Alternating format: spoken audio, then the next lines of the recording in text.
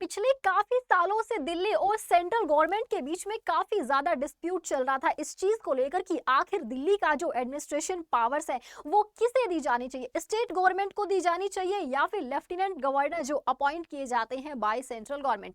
तो ये जो डिस्प्यूट है वो काफी लंबे समय से चल रहा था।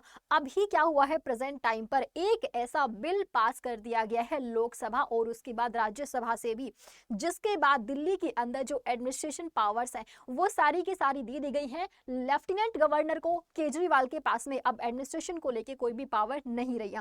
तो दिल्ली के अंदर जो चीजें हैं वो पूरी तरह से चेंज हो चुकी हैं। इस पूरी कहानी को समझने के लिए सबसे पहले दिल्ली के बारे में समझिए। दिल्ली जो कि एक यूनियन टेरिटरी है, नॉर्मली जो यूनियन टेरिटरीज होती हैं उनके अंदर विधानसभा नहीं होती है। आप देखोगे चंडीगढ़ के अंदर आपको विधानसभा नहीं मिलेगी, लेकिन पुडुचेरी के अंदर है। सिर्फ 2 ही ऐसे यूनियन टेरिटरीज हैं जिनके पास में विधानसभा है। हम फिलहाल दिल्ली की बात करते हैं। दिल्ली यूनियन टेरिटरी है तो यहाँ पे विधानसभा मिलेगी, विधानसभा है तो यहाँ पे इलेक्शन भी होंगे और यहीं पे लेफ्टिनेंट गवर्नर भी है। एक आर्टिकल हमारे कॉन्स्टिट्यूशन के अंदर ऐड किया गया था, article 239 A capital A, special provisions with respect to Delhi. एक अमेंडमेंट एक्ट आता है जिसके लिए 69th कॉन्स्टिट्यूशन अमेंडमेंट एक्ट 1991, इसके तहत दिल्ली को स्पेशल पावर्स दी गई थी एडमिनिस्ट्रेशन को लेकर के। अब कुछ सिर्फ 3 ऐसे सब्जेक्ट्स हैं जिसके ऊपर सेंट्रल गवर्नमेंट कानून बनाती है। सिर्फ 3 ऐसी चीजें हैं जिनके ऊपर सेंट्रल गवर्नमेंट कानून बनाती है। ये 3 चीजें समझिएगा कौन कौन सी है। एक है लैंड, दूसरा पब्लिक ऑर्डर और तीसरा है पुलिस। सिर्फ इन 3 चीजों पे सेंट्रल गवर्नमेंट कानून बनाती है। उसके बाद सारे जो राइट्स है वो एडमिनिस्ट्रेशन के राइट्स वो किसके पास में थे, स्टेट गवर्नमेंट के पास में थे। अच्छा, तो यहाँ पर हुआ ये कि जो लेफ्टिनेंट गवर्नर है जिनका नाम है विनय कुमार सक्सेना,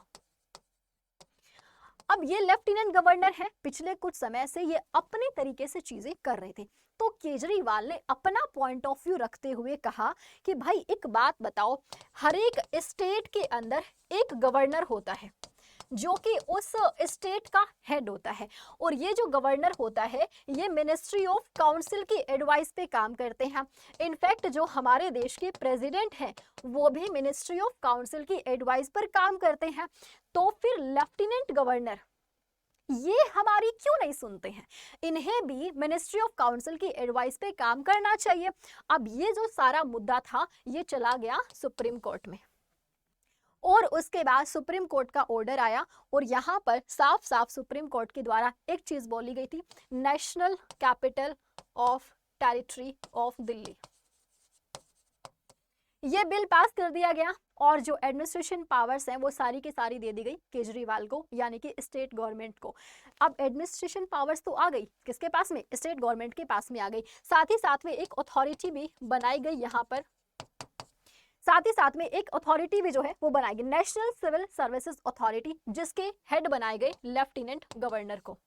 इसमें सीएम और अदर सेक्रेटरीज भी जो है वो इसके अंदर शामिल हैं। ठीक है, अब ये वाला बिल तो पास हो गया, यहाँ पे केजरीवाल की जीत हो चुकी थी। सुप्रीम कोर्ट ने कहा था एडमिनिस्ट्रेशन यानी कि दिल्ली के अंदर जितने भी सर्विसेज हैं, चाहे आईएएस ऑफिसर, आईपीएस ऑफिसर या जितने भी कर्मचारी हैं, छोटे से लेकर बड़े कर्मचारी, इनका अपॉइंटमेंट, इनका ट्रांसफॉर्मेशन, कौन क्या काम करेगा, ये सारी के सारी जो चीजें हैं वो कौन डिसाइड करेंगे, अब स्टेट गवर्नमेंट डिसाइड करेगी। ठीक है, यहाँ पे केजरीवाल बहुत खुश, लेकिन ये खुशी ज्यादा दिन नहीं रह पाई।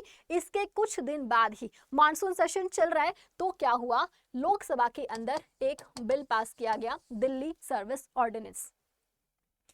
लोकसभा से पारित हो चुका, पहले ये लोकसभा से पारित हुआ, उसके बाद राज्यसभा से भी पारित हो चुका था, और जैसे ही ये बिल पास हुआ इसके बाद दिल्ली के अंदर जो भी एडमिनिस्ट्रेशन पावर्स है वो सारी की सारी अब किसके पास में चली गई है, लेफ्टिनेंट गवर्नर के पास में चली गई है, यानी केजरीवाल के पास में अब एडमिनिस्ट्रेशन पावर्स नहीं रही हैं। तो ये है सारी चीजें यहाँ पर। ये बिल पास होने के बाद दिल्ली के अंदर जो चीजें हैं वो पूरी तरह से चेंज हो चुकी हैं। उम्मीद करती हूँ कि ये सारी चीजें आप लोगों को समझ आ गई होंगी। एक आप लोगों को डाउट होगा यहाँ पे कि मैम ऑर्डिनेंस जो है ये तब पारित किया जाता है, ये तब पास किया जाता है जब पार्लियामेंट के अंदर सेशन नहीं चल रहा हो। अभी मॉनसून सेशन चल रहा है, उसके बाद भी ऑर्डिनेंस आखिर आया कैसे? तो एक बात समझिएगा, ध्यान दीजिएगा कि ऑर्डिनेंस जो है ये कौन लेकर आते हैं? जब सेंटर की बात करते हैं तो प्रेसिडेंट लेकर आते हैं अकॉर्डिंग टू आर्टिकल 123, और जब हम स्टेट की बात करते हैं तो गवर्नर लेकर आते हैं अकॉर्डिंग टू आर्टिकल 213। अब क्या हुआ है?